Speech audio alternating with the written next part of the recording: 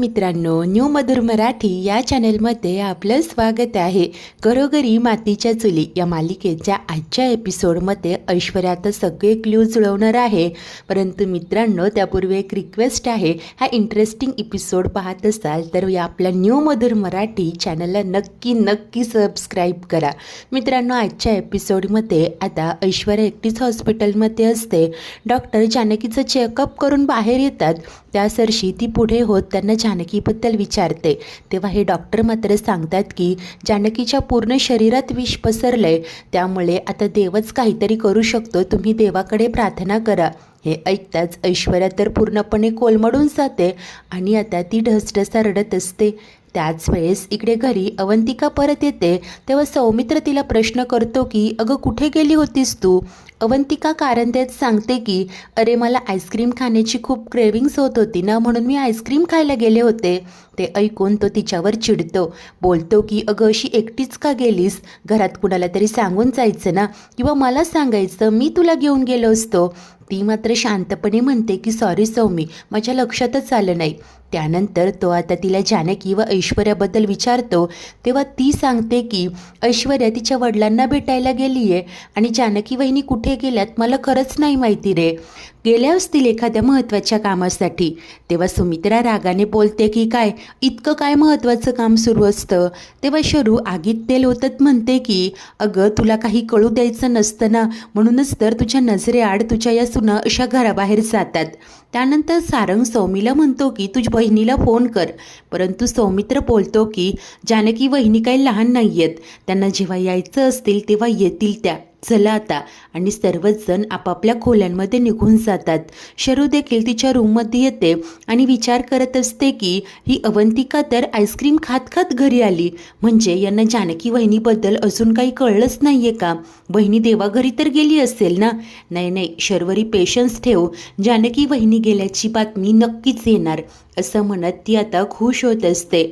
त्याच वेळेस इकडे हॉस्पिटलमध्ये असलेली ऐश्वर्या खूप रडत असते. जानकी मात्र आता मृत्यूशी झुंजत येत असते. तेव्हाच आता जेलमध्ये असलेला ऋषी खूप कासावीस होत असतो. त्याला पुन्हा त्याला झालेला भास, जानकीचं ते निर्वाणीचं बोलणं आठवत असतं आणि तो देवाकडे प्रार्थना करतो की मला पहिल्यांदाच हे असं होतंय, माझी जानकी काही संकटात तर नसेल ना, माझ्या मनातल्या सगळ्या शंका खोट्या ठरू देत देवा, असं म्हणत तो तिच्यासाठी प्रार्थना करत असतो. त्यानंतर आता ऐश्वर्या हॉस्पिटलमध्ये असते. अवंती तिला कॉल करते आणि विचारत असते की काय गं, तू मेसेजला रिप्लाय का नाही केला? आणि जानकी वहिनी तर ठीक तर आहे ना? तेव्हा ती रडतच सांगते की नाही, काही ठीक नाही आहे गं. अगं डॉक्टरांनी सांगितलंय की विष जानकीच्या सगळ्या शरीरात पसरलंय. ते ऐकताच अवंतीलाही धक्काच बसतो. ती म्हणते की काय म्हणजे आता? तेव्हा ऐश्वर्या सांगते की नाही, हे बघ, असं निगेटिव्ह व्हायचं नाही. आपली जानकी आपल्या घरचा श्वास आहे, तिला आपण काहीही होऊ द्यायचं नाही. आपलंच चुकलं ग, आपण तिला एकटीने जाऊ द्यायलाच नको होतं. बघ ना, जर ती एकटी गेली नसती तर. नाही, जानकीला काहीही होणार नाही. अगं आत्ता कुठे आमची इतकी छान गट्टी जमली होती, आम्ही किती छान मैत्रिणी झालो होतो, आणि त्यात हे असं बोलून ती खूप रडत असते. अवंतिका देखील रडायला लागते. आता इकडे अवंतिका तर खूप घाबरलेली असते. तेव्हा ऐश्वर्या तिला समजावते की नाही, आपण पॉझिटिव्ह राहायचं, आपल्या जानकीला काहीही होणार नाही. बघ ना, आत्तापर्यंत तीच तर सगळं इतकं करत आली आहे आणि जानकी नक्कीच लढणार, फायटर आहे ती. आता तू टेन्शन घेऊ नकोस, चल ठेवते, असं बोलून ऐश्वर्या फोन कट करते. अवंती मात्र खूप पॅनिक झालेली असते. इतक्यात सौमित्र तिथे येतो आणि प्रश्न करतो की काय गं, कोणाशी बोलत होतीस? ती मात्र नकार देत म्हणते की काय नाही, अरे कोणाशी नाही. आता सौमित्र तिचा चेहरा नोटीस करतो, विचारत असतो की काय झालंय, तू माझ्यापासून काही लपवतेस का? अवंतिका मात्र सांगते की नाही, अरे काही नाही. तो पुन्हा म्हणतो की सांग ना, अगं तू रडतेस का? हे बघ सॉरी, मी मगाशी सर्वांसमोर तुला असं ओरडायला नको होतं. तेव्हा अवंतिका म्हणते की अरे सॉरी काय त्यात, मला माहिती आहे तुला माझी किती काळजी आहे ते. हे बघ, खरं तर मी खूप लकी आहे की मला तुझ्यासारखा काळजी करणारा नवरा मिळालाय. तेव्हा तो बोलतो की नाही अगं, लकी तर मी आहे, मला तुझ्यासारखी बायको मिळाली. त्यानंतर अवंतिका त्याला सांगते की डोंट वरी, किती काळजी करतोस, मी काहीही लपवत नाही आहे. हे बघ, तू सगळं फोकस माझ्यावर देतोस आणि यामुळे तुझं कामावर दुर्लक्ष होतं, मला ते व्हायला नको आहे अरे.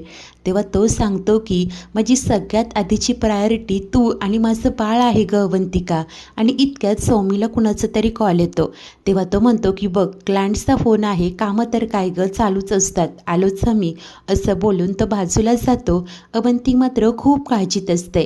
त्याच वेळेला इकडे हॉस्पिटलमध्ये डॉक्टर जेव्हा बाहेर येतात, ऐश्वर्या विचारते की मी जानकीला भेटू शकते का. तेव्हा ते सांगतात की हो, पण दुरूनच बघा. ऐश्वर्या होकार देते. आता ती पुढे होते. काचेतनंच आतमध्ये असलेल्या जानकीला पाहते आणि तिच्या अश्रूंचा बांध फुटतो. रडतच ती म्हणते की माफ कर ग मला जानकी, माझी चूक झाली. जानकी अगं त्या शर्वरीकडे मी तुला एकटीने जाऊ द्यायला नको होतं ग, माझी चूक झाली. असं म्हणत ती ढसढसा रडत असते. त्यानंतर ती आतमध्ये येते. निश्चित पडलेल्या जानकीचा हात हातात घेऊन रडतच बोलत असते की जानकी अगं उठ ना ग जानकी, मला माफ कर ग, मी तुला हे असं एकटीने जाऊ द्यायलाच नको होतं. आता असं वाटतंय की शर्वरीला जे हवं होतं ते जर का करू दिलं असतं तर आज तुझी ही अवस्था झालीच नसती. हे म्हणजे तुझ्या जीवाशी खेळणं झालं ना ग. जानकी बोल ना, हे सगळं त्या शर्वरीने केलंय ना, बोल ना जानकी. असं म्हणत ती आता जानकीला उठवण्याचा प्रयत्न करत असते. खूप रडत असते आणि ती पुढे इमोशनल होऊन म्हणत असते की जानकी आम्हा सगळ्यांनाच तुझी गरज आहे ग, मला तुझी गरज आहे. ऐश्वर्या तुझी मैत्रीण आली आहे, उठ ना ग जानकी, तुझ्या विना त्या घरात मी एकटी आहे. आणि ऋषिकेश दादा ते तर तुझ्या वाटेला डोळे लावून बसलेत ग, उठ ना ग जानकी. असं म्हणत ऐश्वर्या तिला उठवण्याचा प्रयत्न करत असते आणि तिचा हात हातात घेऊन खूप रडत असते.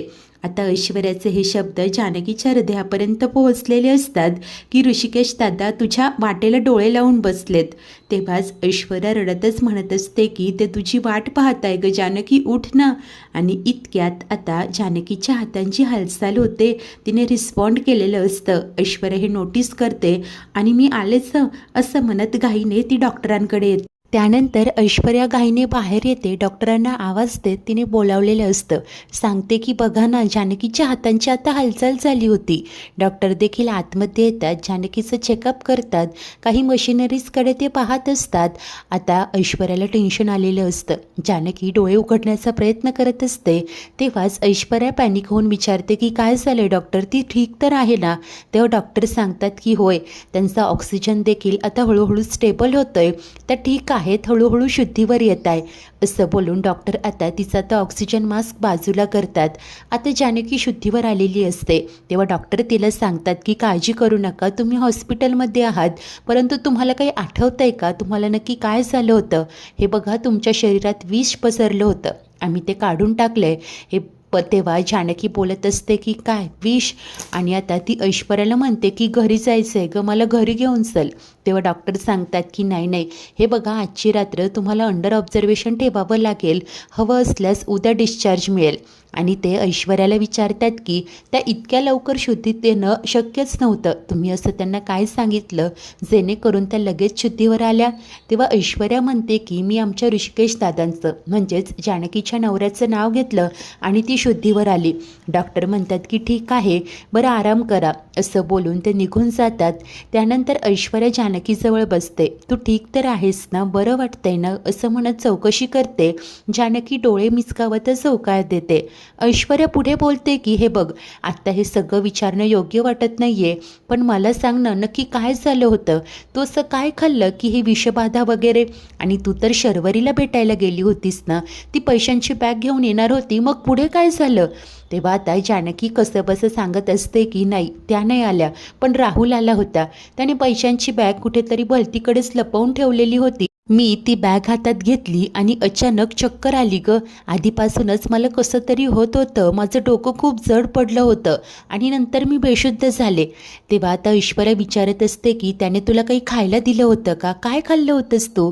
तेव्हा जानकी सांगते की नाही त्याने नव्हतं दिलं, पण मी एक पेढा खाल्ला होता. ऐश्वर्या विचारते की कुठला पेढा. तेव्हा ती सांगते की देवळाजवळ एक माणूस आला होता, तो नोकरी लागली, आईने नवस केला, तुम्ही पेढा खा मला आशीर्वाद द्या असं काहीतरी बोलत होता. तो पेढा खाल्ल्यानंतरच माझं डोकं जड झालं होतं. असं म्हणत सर्व हकीकत ऐश्वर्याला सांगत असते. तेव्हा ऐश्वर्याला देखील आता सगळे प्लॉट जुळलेले असतात. ती म्हणते की अच्छा, म्हणजे त्या राहुलनेच तो माणूस प्लॉट केलं असणार, त्यानेच तर तो विषारी पेढा तुला दिला असेल. तेव्हा आता जानकी देखील खूप कन्फ्यूज असते. तर इतक्यात नर्स आतमध्ये येते आणि म्हणते की हे बघा आता त्यांना आराम करू द्या. तेव्हा ऐश्वर्या जानकीला सांगते की हे बघ मी आहे बाहेरच, तिथेच बसून आहे, तू आराम कर हं, आपण बोलूया नंतर.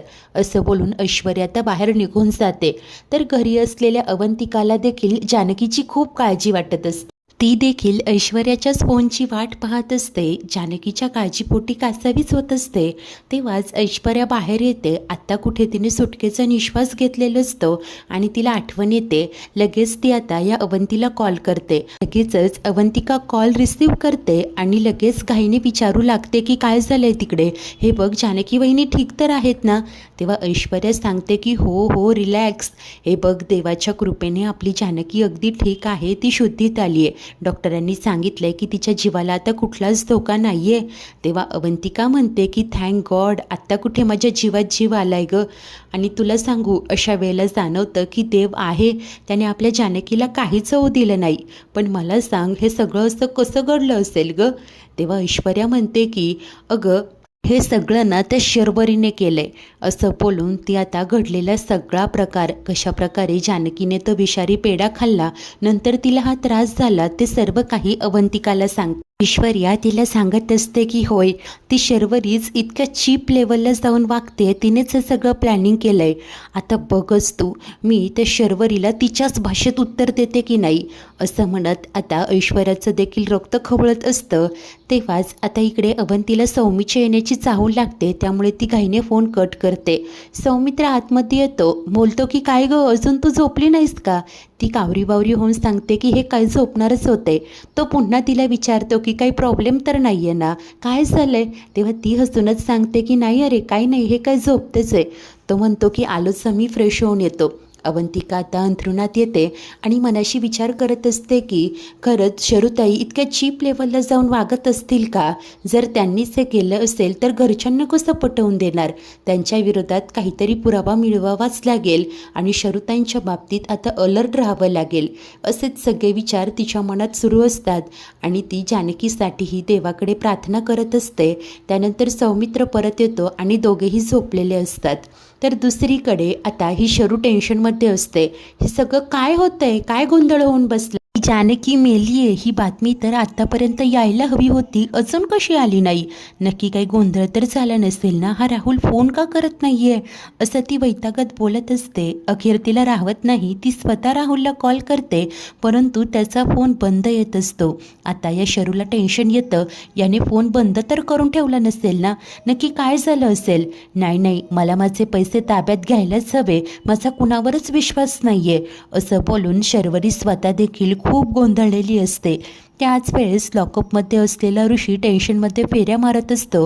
हे असं अस्वस्थ का वाटतंय, सतत काहीतरी वाईट घडलंय किंवा घडेल अशीच भावना मनात येते. काय झालं असेल, जानकी सुखरूप तर असेल ना. हे असेच विचार डोक्यात सुरू असतात. समोरच कॉन्स्टेबल मोबाईलमध्ये रील पाहत बसलेला असतो.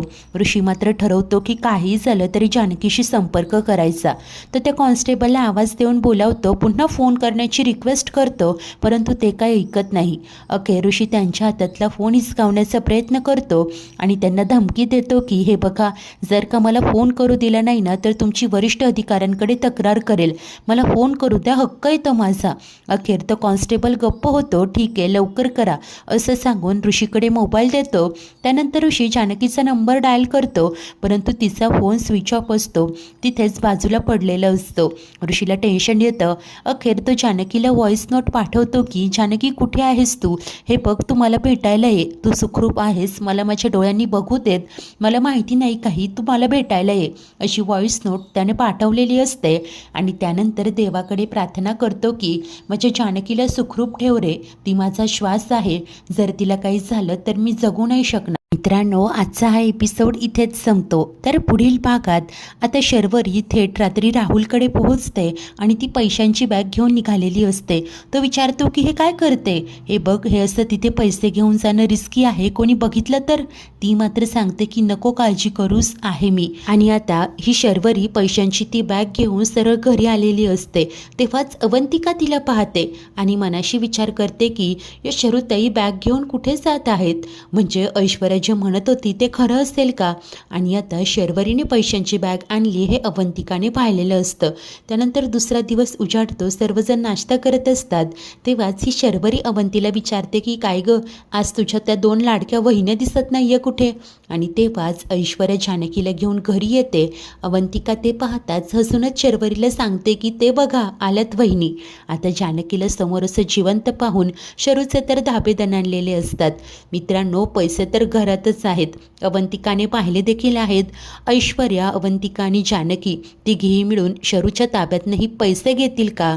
शरूचं पितळ उघडं कसं पाडतील? विक्रांतबद्दलचं सत्य नक्की त्यांना कधी कळेल? सर्वच काही पाहणे खूप उत्सुकतेचे ठरेल. अशाच नवनवीन भागांच्या डेली अपडेट्ससाठी आपल्या न्यू मधुर मराठी या चॅनलला नक्की सबस्क्राईब करा. मित्रांनो, हा चॅनल नवीन आहे, तुमचं एक सबस्क्रिप्शन आम्हाला खूप मोटिवेशन देऊ शकतं. थँक्यू.